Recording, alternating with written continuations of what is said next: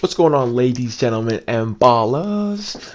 Private KJ Shot Callers Podcast back here with another video, fire video. If you enjoy this video, don't forget to leave a like and subscribe. Turn on notifications so you never miss a beat. Alright, it is currently March 1st right now, and we're talking about Sunday's games, and there were a lot of good ones. We're going to talk about 4 to 5 of those games, so if I miss any, don't forget to leave a comment in the section down below so I can talk about them next time.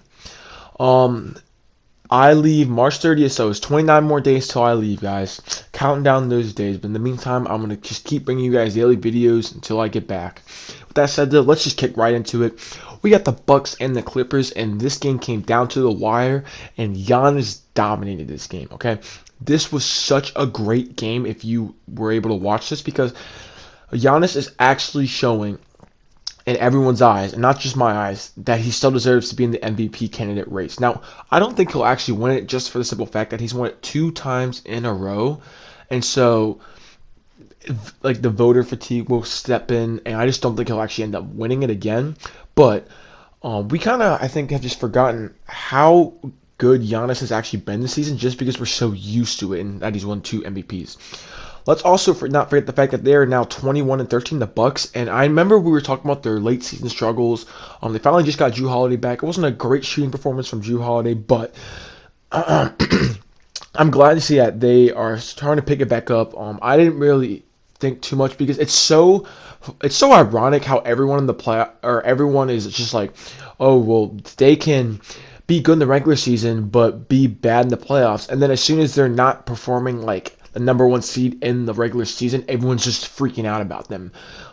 Everyone forgets that they did acquire Jrue Holiday. They are trying new sets, which I like to see.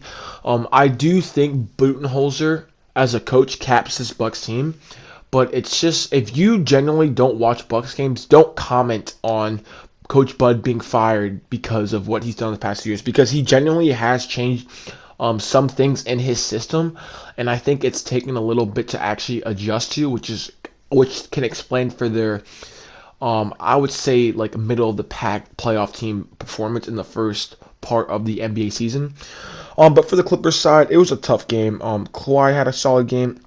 Paul George didn't shoot too well from the field, although be it he's been back from injury. It's weird how everyone's back on Twitter clowning on him, but he did just come back from injury. There's not much to really comment. It happens. The Bucks are a good team. The thing I do want to say, though, is it is a little concerning because even with Tyronn Lue there instead of Doc Rivers, the last 2 minutes of the game, it just seemed like a kind of Kawhi / PG, maybe a little more than 2 minutes, but Kawhi PG, go get yourself a bucket at the mid-range ISO, and that's a little bit of concerning, or like post-up mid-range area. I don't know. So that was just a little bit concerning. I hope they can have a more dynamic offense to get everyone involved towards the end of games, and then use Kawhi and PG as a bucket getter at the end of shot clocks instead of wasting a whole 24 seconds on them like ISOing or something like that. Bulls game was postponed. I was looking forward to actually watch this one. The Wizards and Celtics, I wasn't able to tune in all this game, but I tuned into enough, and as a Wizards fan, I'm a little annoyed over this. I'm still, although be it we've been good recently, 13-19, I'm still on the fire Scott Brooks train. That needs to happen. I hope it happens. This was a good win for Boston, though, without Jaylen Brown. They were able to get a dub. Jason Tatum had a great game. Walker stepped up. Tice stepped up. Barely any bench production from the Boston Celtics bench, but a win is a win, and that's what they needed right now. They are currently 17-17, still fighting for those playoff spots. But I want to slightly go back to the Wizards just for a second. Bradley Beal had 46 points, and we still lost. Why is it that I'm pretty sure there's a stat? I don't think we've won a game this year when Bradley Beal puts up 40 or more points. And it's not like it wasn't on good efficiency. He shot 50% from 3, 55% from the field, and 91% from the free throw line. A 50-50-90 game. Now, Westbrook, he actually didn't have that bad of a game, but the turnovers, he had a few turnovers down the stretch, which cost them. Rui did not have a good game whatsoever. Garrison Matthews and Mo Wagner started and didn't really contribute much, albeit on 15 minutes and 12 minutes. Robin Lopez, Neto, and Bertans did play majority of those minutes. So Bertans had a great game. I'm so glad he's picking it up because I'm really praying that this contract is not a terrible contract down the road. But tough loss for the Wizards. There's not much for me to really talk about. I'm not going to get into depth because I did not watch the entire game because I was going back and forth between that game and a couple other games. Next up, though, I'm going to keep this one brief. I did not watch this game really at all. I watched a couple minutes here and there. Just want to mention, shout out to Julius Randle, again, having a great season so far, proving that he deserves the All-Star vote. RJ Barrett, great game. Ever since the New York Knicks have acquired Derrick Rose, they have just been a better caliber team, and I understand that Rose is better than Payton, but I do not see a reason for when Elfrid Payton comes back why Derrick Rose goes back to the bench. I think he will start. And I think Elfrid Payton will come off the bench. I just don't think Payton has really done all that much.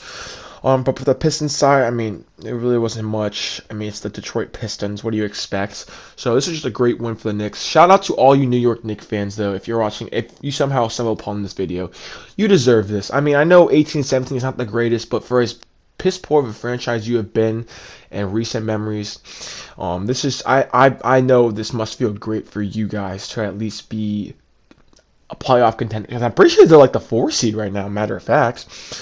Next up, though, wow, we have the Heat and the Hawks.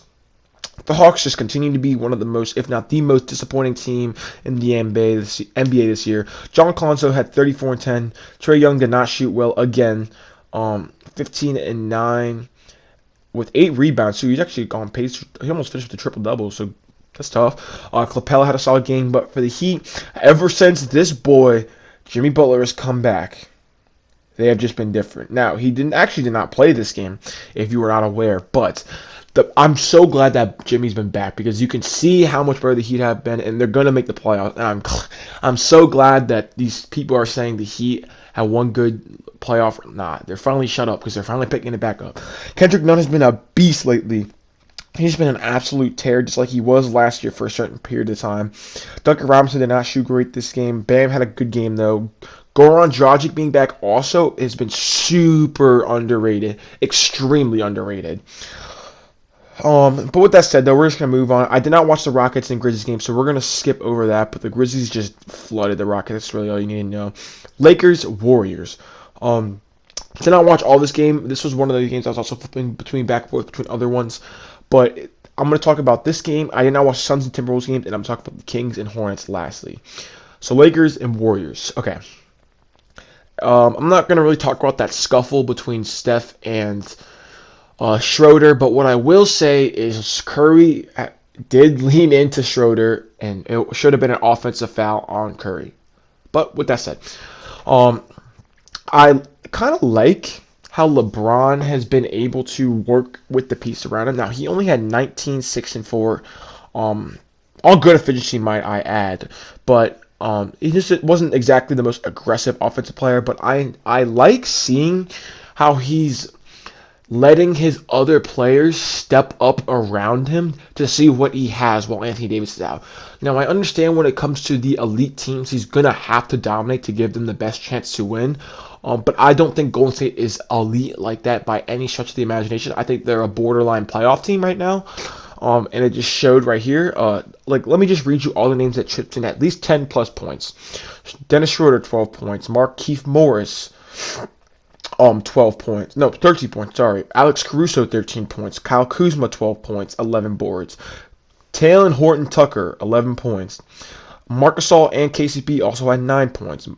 Montrezl Harrell only had 6 points, albeit on not that great efficiency as well. Hold on. Damian Jones, their new pickup, by the way, in 8 minutes, had 8 points.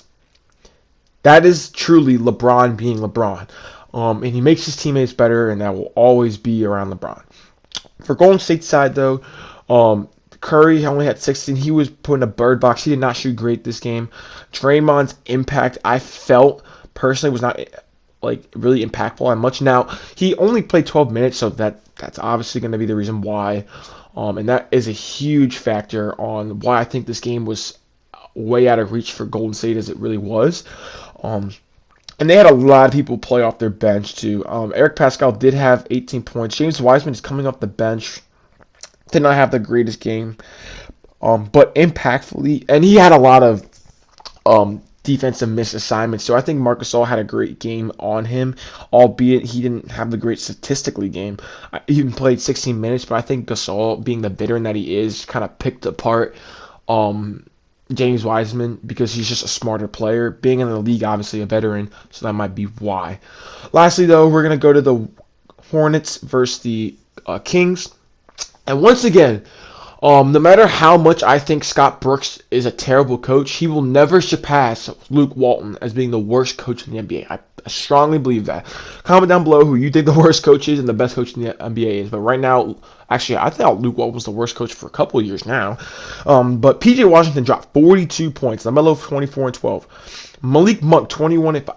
This team, the Charlotte Hornets, is just. I understand that they're not the greatest team or anything. They're only 16 and 17 now. But I really hope they find a way to squeak into the playoffs because this team is just so fun to watch, man. I'm glad to see Malik Monk, though. Ever since he came back from the little substance abuse thing, he's been getting minutes lately.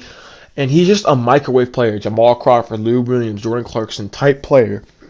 Because when he's going, J.R. Smith, when he's going, he is on. But when he's off, he's really bad. He'll just shoot you out of games sometimes. But it's so good to see when Malik Monk's on because he's so explosive of an offensive player sometimes. And it's really remarkable to see.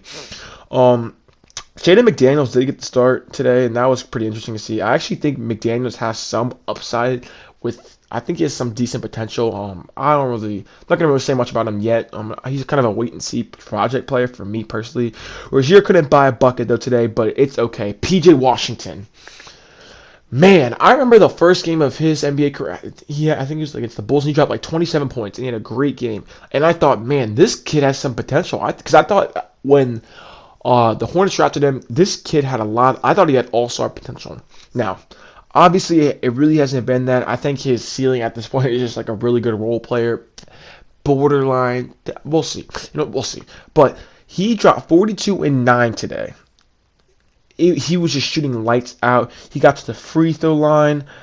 He was just doing everything, man. And that was really cool to see. LaMelo also had a really good game. Doing LaMelo things, being the floor general he is at the age of 19. And for the Kings, man, this is just an unacceptable loss. They were up 6, I believe, with about 50 seconds left. And the craziest part is they had no bench production outside of Bielitsa. They literally had 11 points, and Bielitsa had 11 of those points. And another thing is, everyone in their starting lineup had 20-plus points except for Rashawn Holmes. He had 13 and 8. Bagley had 24. Hield at 24. Fox had 20 and 14, and Harrison Barnes had 20. And you would think with that, they could actually win, but nope. I'm not going to obviously blame Luke Walton on all of that, of him being the problem, because at the end of the day, Marvin Bagley didn't miss shoot free throws, and other factors weighed in. But at the end of the day, that's just unacceptable. Oh, wow. With that said, that'll conclude the video. Don't forget to leave a like and subscribe, turn on post notifications. I will also upload tomorrow because, we doing daily NBA videos. Wow, that was a lot to get through. There's only about 5 games going on today, so I should be able to talk about all those. Stay tuned for that. Yeah, Private KJ out.